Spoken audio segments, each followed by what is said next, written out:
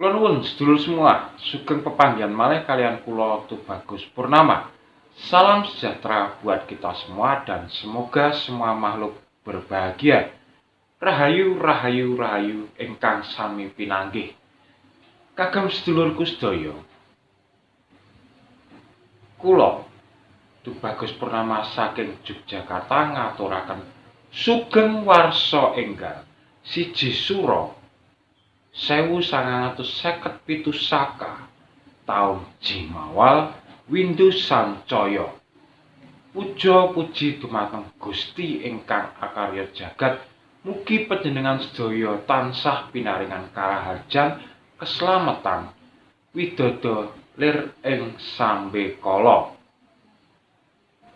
Buat saudaraku semua, saya ucapkan selamat tahun baru 1 Suro 1957 Saka tahun Jimawal Windu Sancaya. Semoga berkah Gusti melimpah kepada kita semua dan kita diberi keselamatan, dijauhkan dari mara bahaya dan bencana. Sedulur semua, di dalam video ini saya ingin menyampaikan ritual yang dilakukan secara pribadi pada saat malam 1 Suro dan mengapa 1 Suro itu dianggap angker dan apa saja yang dilakukan oleh Keraton Jogja untuk melestarikan budaya 1 Suro ini. Monggo kita simak videonya.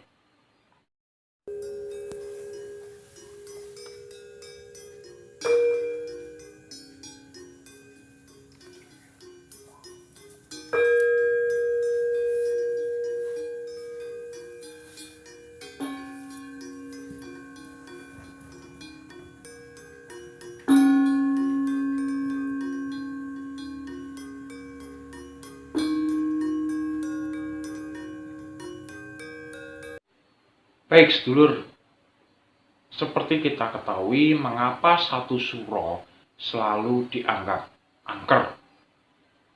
Sebetulnya ini sama seperti leluhur kita menganggap bahwa batu itu angker, pohon yang besar dan tua itu angker. Tujuannya apa? Tujuannya agar kita waspada dan tansah eling atau eling lan waspada, ingat dan waspada, agar kita tidak terlalu larut ke dalam pesta pora untuk menyambut tahun baru ke depan. Karena kalau orang sudah terlalu larut dalam pesta, akan melupakan keselamatan sendiri. Nah, maka dari itu, mengapa 1 Suro sering dianggap angker atau wingit? Karena menurut Jawa sendiri bahwa 1 Suro ini adalah awal tahun atau tahun barunya orang Jawa. Jadi harus disambut dengan penuh rasa syukur, penuh keprihatinan, dan penuh rasa kebahagiaan serta penuh tanggung jawab. Jadi, di malam 1 Suro itu biasanya orang Jawa akan melakukan perenungan, pertanggungjawaban terhadap kehidupan yang telah mereka lakukan selama setahun ke belakang. Kemudian memberikan sebuah rancangan untuk tahun ke depan. Nah, biasanya tata cara yang dilakukan secara pribadi atau saya sendiri lebih tepatnya, pada malam 1 Suro saya akan melakukan mandi jam 12 malam. Ada juga yang lain melakukan topo kungkum. Ada juga yang lain mandi di pantai, maka Parangkusumo selalu penuh jika malam 1 Suro. Tapi sebetulnya tidak harus di pantai, tidak harus di danau, tidak harus di Sendang. Dimanapun bisa mandi tengah malam jam 12. Selesai mandi, kita ambil dupa, kembang atau kemenyan seadanya kita. Kalau saya terbiasa hanya dengan dupa untuk wangi-wangian, untuk aromaterapi, agar pikiran kita menjadi rileks, tenang. Kemudian kita melakukan meditasi. Meditasi ini jangan dianggap meditasi yang kaku seperti yang diajarkan oleh para mentor-mentor meditasi. Misalnya badan tegak atau tiduran dengan posisi tangan seperti ini, tidak. Ini tidak perlu aturan-aturan baku. Yang penting penjenengan rileks. Ketika penjenengan nikmat, rileks, walaupun sambil merokok atau melakukan kegiatan yang penjenengan sukai, misalnya sambil membaca buku yang membuat penjenengan tenang dengan menghirup aroma dupa atau kemenyan, maka pikiran akan menjadi rileks. Dan setelah rileks, kita refleksikan diri kita ke belakang. Apa yang sudah kita lakukan? Dan berikan maaf jika kita melakukan banyak kesalahan, maka berikanlah maaf kepada diri sendiri. Dan kita kunci agar tidak mengulangi lagi di masa depan.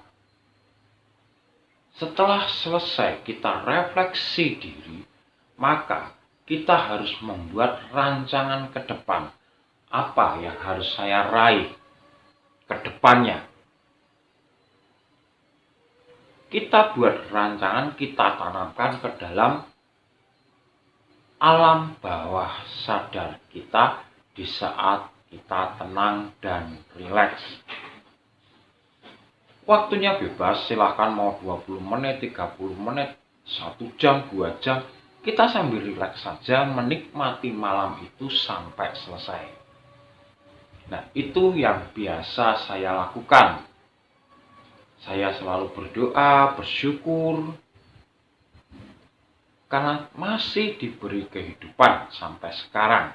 Masih dipinjamkan nyawa oleh alam sampai sekarang untuk menikmati dan melanjutkan evolusi kehidupan. Nah, di samping saya pribadi selalu melakukan seperti itu, menurut ajaran leluhur saya, orang-orang tua saya yang dulu, Keraton Jogja juga mengadakan sebuah acara. Yang pertama kali diadakan adalah doa di Pantai Parangkusumo bersama dengan wayangan yang biasa dipakai untuk ruatan Sukerto. Jadi wayang yang di Pantai Parangkusumo itu tujuannya untuk ruatan Sukerto. Jadi membenahi alam dengan budaya lokal wisdom. Ada juga acara yang diselenggarakan di Kinarjo dengan doa bersama yang dipimpin oleh juru kuncinya, Mas Ngabei Hargo Rekso. Nah, di keraton sendiri mengadakan acara Mubeng Beteng Topo Bisu. Tujuannya berjalan mengelilingi beteng, berlawanan dengan arah jarum jam. Jumlahnya ganjil, sambil diam dan tidak bicara apapun. Yang pertama, mubeng beteng itu artinya kita berjalan mengelilingi relung hati kita. Ini filosofinya ya. Relung hati kita dan pikiran yang ada di dalam diri kita. Topo bisu artinya kita diam Dalam merenung itu kita diam, tidak bicara apapun, yang artinya kita hanya bisa mengamati keadaan tanpa menjudge, tanpa memberikan sebuah justifikasi kepada apapun yang kita amati. Kemudian berjalan berlawanan dengan arah jarum jam, artinya kita menyeimbangkan yang tadinya kita kehidupan itu selalu berputar searah jarum jam, maka kita lawan dengan arah berbalik sehingga tercapai keseimbangan dalam kehidupan kita pada saat ini. Untuk menapaki kehidupan ke depan, kita harus stabil dan seimbang dulu. Itu filosofinya. Kenapa harus ganjil? Tidak genap. Misalnya, panjenengan kuat berjalan mubeng beteng itu cuma sekali, ya sudah, sekali berhenti. Tapi jika pada hitungan 1,5 panjenengan sudah mau berhenti, tidak boleh, harus dilanjutkan sampai ketiga kalinya baru berhenti. Kalau misalnya panjenengan baru muter 4 kali mau berhenti, tidak boleh, harus sampai kelima. Yang paling bagus adalah 7 putaran. Itu sesuai dengan filosofi kita memohon pitulungan. 7 itu kan pitu bahasa Jawanya. Kita mohon pertolongan. Nah, itu makna filosofi. Karena kalau ganjil itu jelas kita diwajibkan untuk mencari dan melengkapi biar genap. Tapi kalau kita sudah genap, artinya kita berhenti dan stagnan, kita tidak bisa belajar lagi, kita tidak bisa mencari lagi. Maka diwajibkan muternya ganjil, karena kita ini masih mencari kehidupan, masih menjalani kehidupan, masih harus melengkapi kehidupan ini. Di saat saya upload video ini, malam nanti akan ada acara mubeng beteng, dan ini terbuka untuk masyarakat umum. Bisa diikuti oleh siapa saja. Tapi ingat, aturannya bertapa tanpa alas kaki, muter beteng, diam, dan ganjil serta berlawanan dengan arah jarum jam. Selama mutar itu kita refleksikan diri kita berdoa, kita memohon maaf, kita menyampaikan rasa syukur, dan kita menyampaikan proyeksi kita ke depan atau rancangan hidup kita ke depan. Lalu kita serahkan kepada alam semesta dan Gusti Akarya Jagat yang membuat bumi ini. Demikian sedikit dari saya. Semoga bermanfaat. Dan kalau ada salah kata, saya mohon maaf yang sebesar-besarnya. Akhir kata dari saya, Bagus Purnama mengucapkan Rahayu, Rahayu, Rahayu. Matur nuwun.